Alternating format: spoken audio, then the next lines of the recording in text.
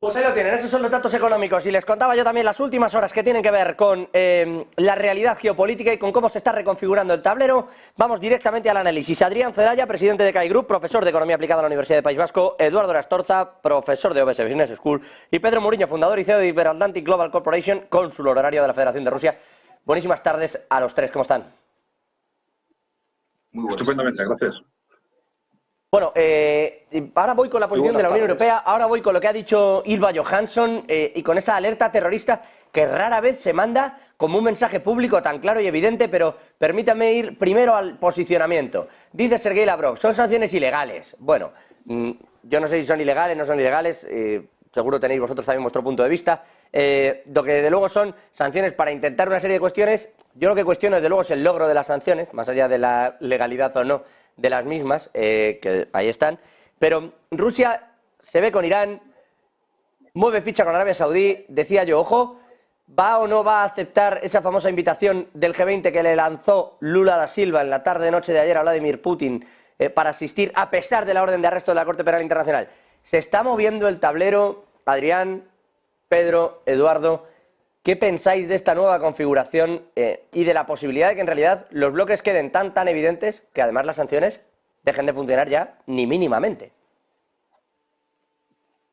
Bueno, efectivamente, yo creo que tú mismo has mencionado lo que ha sido la gran sorpresa geopolítica desde nuestro punto de vista de los últimos 2 años y que está muy directamente relacionada con cómo ha movido sus fichas el propio Occidente, ¿no? Es decir, si todos esperábamos que algo similar a la guerra en Ucrania en cuanto a un choque geopolítico entre Rusia y Occidente tarde o temprano sucediera, lo que no esperábamos era ese movimiento tan rápido a nivel geopolítico que, en base al cual, como consecuencia de esas políticas de sanciones, se ha obligado a los países a posicionarse y la práctica o la gran mayoría de los países emergentes y en desarrollo, pues, de África, Asia y en buena parte de Latinoamérica, pues se han posicionado hacia el bloque de China o Rusia, ¿no? Entonces, yo creo que esto nos revela un poco hasta qué punto el esquema de sanciones, que ya era un procedimiento discutible anteriormente, porque salvo frente a países muy pequeños, la experiencia histórica venía demostrando que estas políticas de aislamiento, de sanciones internacionales, casi reforzaban a los regímenes a los que se quería atacar, más que otra cosa. Pero es que en este caso ha sido el detonante de un movimiento geopolítico, yo diría, históricamente desastroso para Occidente. Nosotros mismos hemos levantado un nuevo telón de acero en el que de pronto nos estamos dando cuenta de que nosotros nos estamos quedando aislados, Estados Unidos y Europa Occidental. Intentar profundizar en esa vía, pues es muy posiblemente lo único que va a hacer es asentar esa división radical en dos del mundo que tanto daño nos hace. Pedro. Pues bien, yo lo que creo, en primer lugar, en relación a las sanciones, efectivamente creo que también lo que comentaba el ministro de Asuntos Exteriores de la Federación de Rusia, Sergei Lavrov, es decir, estas son sanciones ilegales. ¿Por qué? Porque el recurso de las sanciones no es de ahora, de esta última crisis de Ucrania, sino que es una medida coercitiva que existe en el derecho internacional desde hace décadas. Y, de hecho, las sanciones, digamos, el inicio de las sanciones modernas fue en las que en su momento se impusieron a la apartheid de Sudáfrica y al régimen racista y discriminatorio que había en la Sudáfrica anterior a Mandela y a la caída, digamos, del régimen de apartheid que había en ese país. Pero esas sanciones tienen que ser impuestas por los organismos multilaterales, como es en este caso el Consejo de Naciones Unidas, Consejo de Seguridad de Naciones Unidas. Solo ese tipo de sanciones, las que son aprobadas por los organismos multilaterales, son las sanciones legítimas. Como no es posible, porque no hay ya esa unanimidad en el Consejo de Seguridad para imponer sanciones, hay determinados países como Estados Unidos que las imponen de manera unilateral y con un cierto seguidismo por parte, por ejemplo, ahora mismo de la Unión Europea. pero también se ve lo discriminatorias y las dobles morales que hay y las dobles maneras de medir. Se imponen sanciones, por ejemplo, a Rusia por la operación militar especial en Ucrania, pero ni tan siquiera se plantean poner sanciones a Israel por todos los abusos que está haciendo contra la población civil en el caso de Gaza. Por lo tanto, hay que señalar esto, que desde mi punto de vista, efectivamente, esas declaraciones de Lavrov tienen sentido. Por otra parte, estoy totalmente de acuerdo de que ha habido un gran realineamiento en los últimos 2 años desde el comienzo de la operación militar especial. Eso ha sido un punto de inflexión que ha acelerado todo este proceso y cada vez es más palpable y más patente que hay un mundo dividido, por un lado, entre lo que es el mundo occidental, Estados Unidos y sus aliados anglosajones y Europa occidental, y por otra parte el resto del mundo, que básicamente son economías emergentes, países que creen en un orden multipolar y que bajo el liderazgo de China, Rusia y en general los BRICS se oponen a muchas de las políticas del mundo occidental. Eduardo, es verdad que se utilizaban, Sí. como dice Pedro, estas sanciones de manera coercitiva previamente, ha habido muchos cambios, es verdad también que algunas de las que se han implementado ahora, en particular contra Rusia, tienen que ver con esa guerra de Ucrania. Quiero decir, las dos cosas son Sí. compatibles entre sí. Eduardo, sanciones, movimientos y exploramos ya, que os preguntaba yo, por una cosa que me parece asaz curiosa y es, la idea era aislar a Putin y Putin se está buscando las vueltas, como decía Adrián, al otro lado del muro que le estamos imponiendo.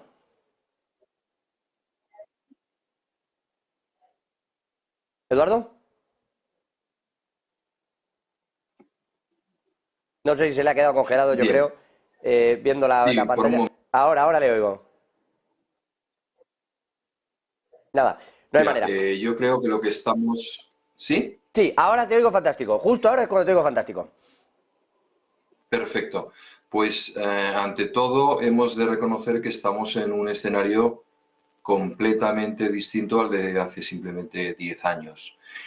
Si Putin da el paso al frente y además con la invitación explícita de Lula, del líder brasileño, es porque se siente lo suficientemente seguro como para moverse en ese escenario multipolar del que estabas hablando, del que estaban hablando antes, estaba hablando en concreto Pedro, ¿no? Yo creo que es una realidad que tenemos que asumir los países occidentales y saber que el lenguaje es distinto. Tengamos en cuenta, es significativo que sea precisamente Brasil y Lula el que convoque a Putin, porque hay muchos países emergentes que suponen un peso muy importante tanto en población como en riqueza, que no tienen veto ni asientos en el Consejo de la ONU o en las altas esferas y están reclamando ese protagonismo. Al principio de tu intervención señalabas que estamos ante un nuevo modelo, efectivamente. Rusia y China, sobre todo, pues son los grandes inversores en países emergentes. Llevan trabajando en esta línea muchísimo tiempo y lo están haciendo bastante bien. Ya es el primer inversor China en Latinoamérica.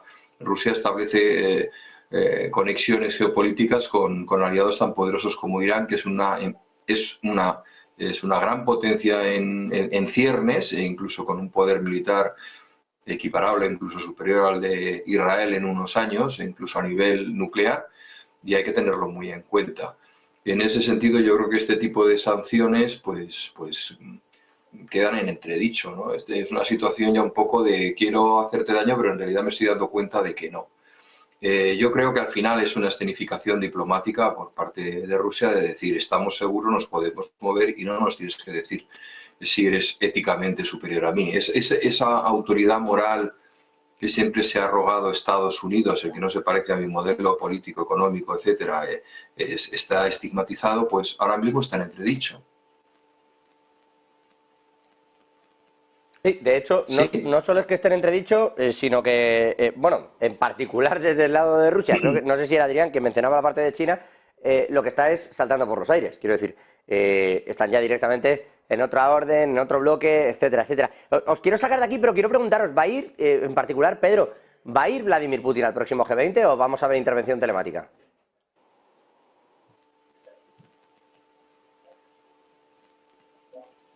No sé si me oyen. Pedro, no sé si me escucha. ¿Va a ir Vladimir Putin? ¿Va a responder a la invitación Hola. de Lula da Silva? Sí, no te he escuchado. Pues es posible, es decir, ya en los últimos meses ha habido varias cumbres del G20 donde el país organizador, el país anfitrión, ha invitado a Rusia.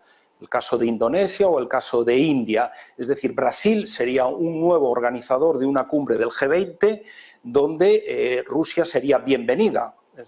No ha puesto ningún tipo de problemas. Hasta ahora ha declinado la invitación y ha delegado la presencia física en estas cumbres en Sergei Lavrov, pero quizás se pueda dar un punto de inflexión ya en este momento y la participación del presidente Putin no sea descartable. Yo creo que es demasiado prematuro anticipar esta presencia o no en esta cumbre. Según se vayan dando las circunstancias en los próximos meses, no habría que descartarla. Quizás hasta unos días antes no podamos saber si se puede dar o no. Pero bueno, el hecho significativo es que buena parte de los países del G20, que ya es una institución muy relevante, es decir, es donde realmente hoy está el peso económico a nivel mundial, ya no en el G7, que es muy limitado, sino en el G20 y donde están todas las economías emergentes ahí incorporadas, vemos que sistemáticamente, fuera de los países occidentales, cuando hay la oportunidad de invitar a las cumbres, a la Federación de Rusia, no hay ningún tipo de veto. Y ahí se manifiesta de una forma clara donde ya una amplia mayoría, lo que ahora se llama el sur global, que en Rusia le llaman la mayoría global, dice que sí y no tiene ningún tipo de problemas, ningún tipo de limitación diplomática ni geopolítica a la relación estrecha con la Federación de Rusia, a pesar de la operación militar especial. Bueno, es verdad, o sea, a pesar de todo este momento, ya pasó en Sudáfrica, que aunque al final no fue esa cumbre telemática, yo por eso preguntaba si al final iba a asistir, ¿no? Porque me parecía relevante. No sé si os puedo cambiar el tercio, ¿queréis comentar algo sobre esto, Adrián y Eduardo? No, simplemente, evidentemente habría una diferencia importante con respecto a Sudáfrica. En Sudáfrica fue el propio país el que en el último momento pues le pidió a Putin que no asistiera. Aquí hay dos aspectos, evidentemente. Uno de ellos es, digamos, desde un punto de vista legal, el país que está invitando a Vladimir Putin se está enfrentando al Tribunal Penal Internacional. Se está negando a cumplir esa orden del Tribunal Penal Internacional. Y claro, se tiene que negar a ello frontalmente para formalizar esa invitación. Y el segundo, ya entraríamos en un tema de estricta seguridad. Es decir, que Rusia tendrá que valorar si corre, independientemente de la cobertura legal o el compromiso del país de acogida, pues si Vladimir Putin tiene realmente algún riesgo físico de que la OTAN o Occidente intente hacer alguna barbaridad aprovechando que está lejos de Rusia, ¿no? Pero bueno, yo creo que esos dos son los dos factores al final que hay que tener en cuenta a la hora de valorar realmente lo que puede suceder en Brasil. Vamos a verlo. Yo creo que sí.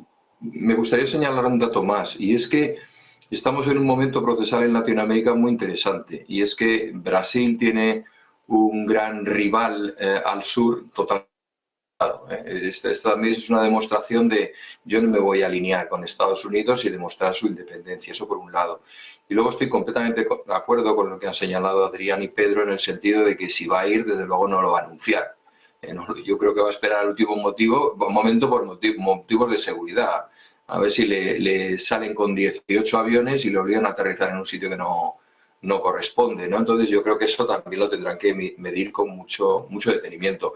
Yo creo que en suelo brasileño no corre realmente peligro una vez que llegue Vladimir Putin, porque los primeros interesados en sacar pecho y decir somos independientes es el propio gobierno de Lula y Brasil. Una vez que llegue a Brasil, y entiendo que en el camino tampoco tendrá problemas, quiero decir, lo contrario sería que alguien ataca un avión, en el que va el presidente de Rusia, que estaríamos hablando de palabras mayores, Eduardo. Ya, lo sé, pero bueno, cosas más raras se han visto. Bueno, también es verdad. Cosas más raras se han visto. También es verdad, sí, ahí le tengo que dar. Y otra cosa es obligarle a aterrizar de camino, ¿no? Quédate aquí un ratito, ¿no? Solo la humillación que representaría el verse rodeado de aviones americanos, aunque fuera hasta el final, sería decir, aquí estamos nosotros, aunque no le interviniesen, es decir, simplemente de tener alrededor una flotilla de americanos y que salga en el telediario, están lanzando un mensaje, pasas porque queremos, si no, no.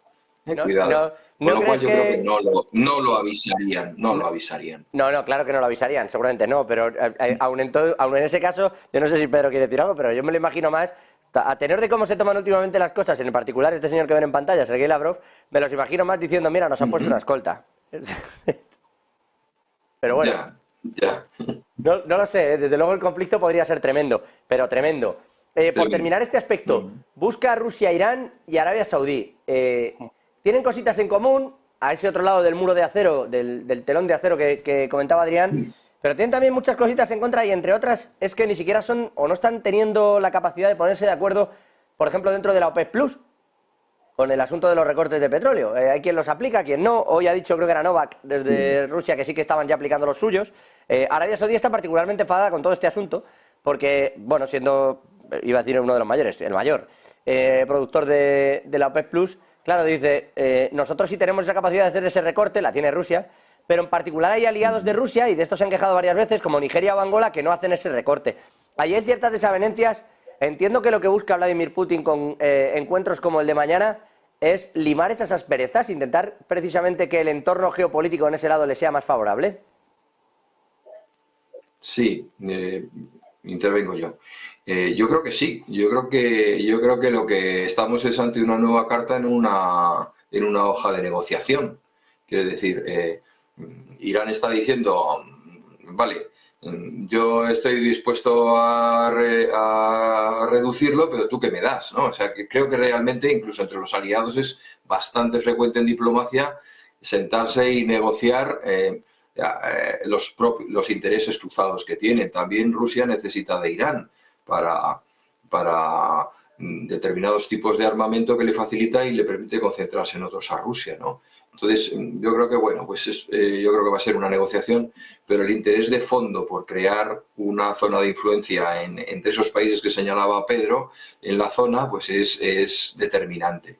Llegar a un acuerdo, no me cabe ninguna duda, nunca va a haber no creo que haya está muy lejos de una ruptura o de un problema diplomático serio, ¿no? Sí, bueno, la verdad es que tienen muchos temas que analizar, efectivamente, ¿no? Porque está este tema de la OPEP Plus, está el tema del próximo ingreso de estos dos países al bloque de los BRICS, ¿no? Que no nos olvidemos que ahora la responsabilidad a partir de ahora va a tener Rusia de gestionar este bloque durante los próximos meses. Y hay otro tema estratégico clave, que es lo que está sucediendo en Oriente Medio, ¿no? Un conflicto entre Israel y Palestina o Israel-Gaza, ¿no? Vamos a ver, desde este último punto de vista, la coordinación de actuaciones entre Arabia Saudita y Irán es absolutamente fundamental. Y este es uno de los grandes pasos adelante que se han dado en los últimos años y en buena parte gracias precisamente a la interlocución primero de Rusia y luego de China. Es decir, que han poco a poco conseguido ir aproximando posiciones en los que eran los dos grandes enemigos históricos del Islam, ¿no? Y esto es algo tremendamente importante, el conseguir simplemente que empezar a negociar, a ponerse de acuerdo en determinados temas, que los dos dieran el paso de entrada en los BRICS. Esto ha cambiado ya en sí mismo radicalmente el Oriente Medio y podemos decir que también el mundo musulmán, ¿no? Vamos a ver qué pasa con respecto a la crisis entre Israel y Gaza, porque tampoco sabemos exactamente qué es lo que han hablado o hasta dónde han llegado los países musulmanes entre sí a la hora de ponerse de acuerdo con respecto a lo que hay que hacer.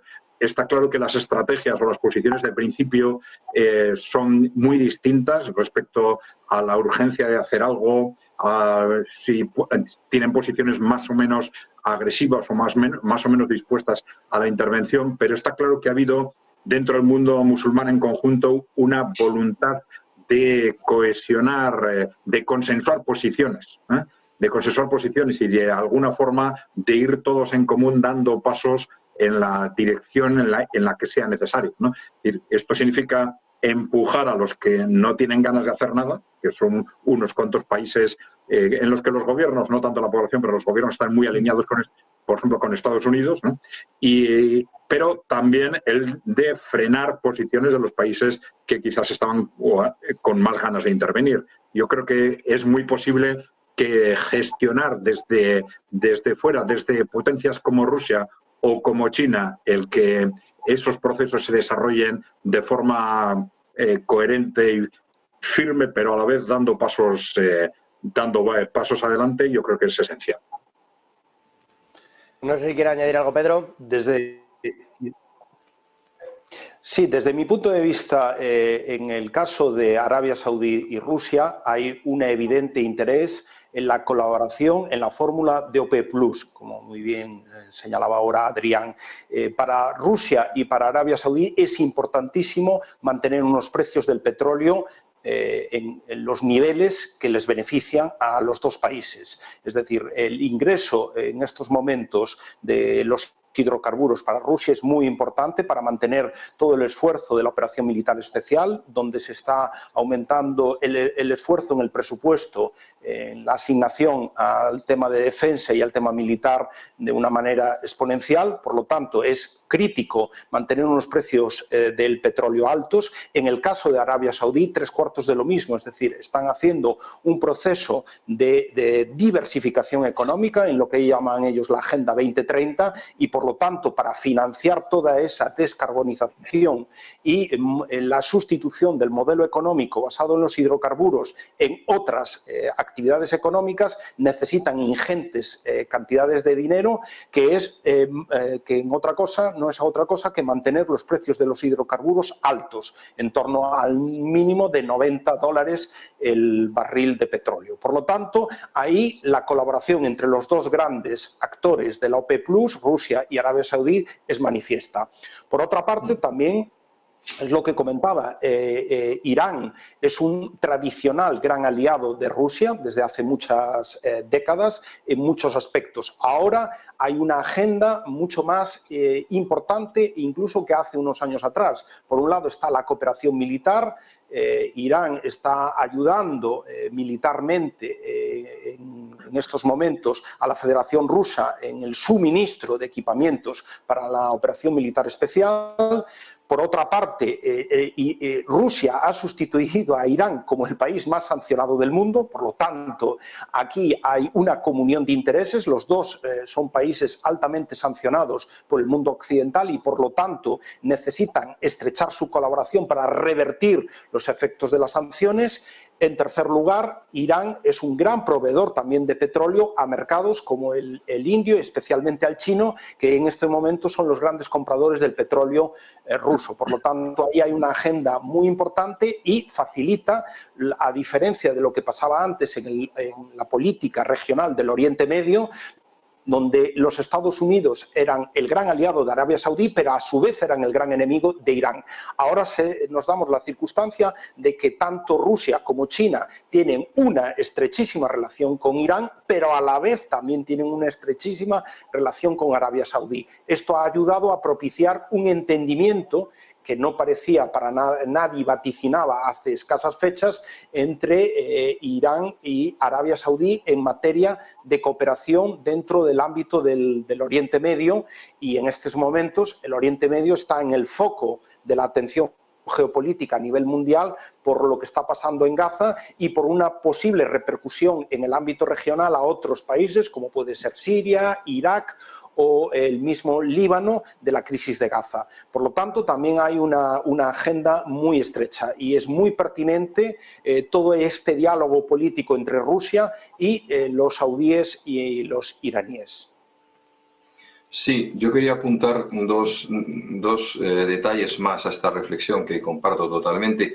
El primero es que, como diría Shakespeare, estamos ante el invierno del descontento, con lo cual ya Alemania tiene medio metro de nieve en todas partes. Necesita el petróleo ruso, pero vamos, ya, de manera inmediata, ¿no? Con lo cual las posturas europeas van a ser más flexibles, porque ya están tocando a sus ciudadanos. En segundo lugar, estamos hablando de la temporada alta, es invierno, o sea, bajar los precios en un momento en donde realmente, esto es como cuando te vas de vacaciones y sube la gasolina, pues Rusia ha descubierto el mismo sistema, es decir, vamos a ver, es que ahora toca mantener los precios altos, con lo cual incluso dentro de, más allá de lo geopolítico, desde un punto de vista pura y sencillamente económico, es que tiene todo el sentido del mundo, ¿no? Y si tiene la fuerza para hacerlo y la voluntad de hacerlo, lo hará, con lo cual yo creo que esos dos datos son significativos. Vamos a ver si son capaces o no, porque en Alemania anoche, de hecho, veíamos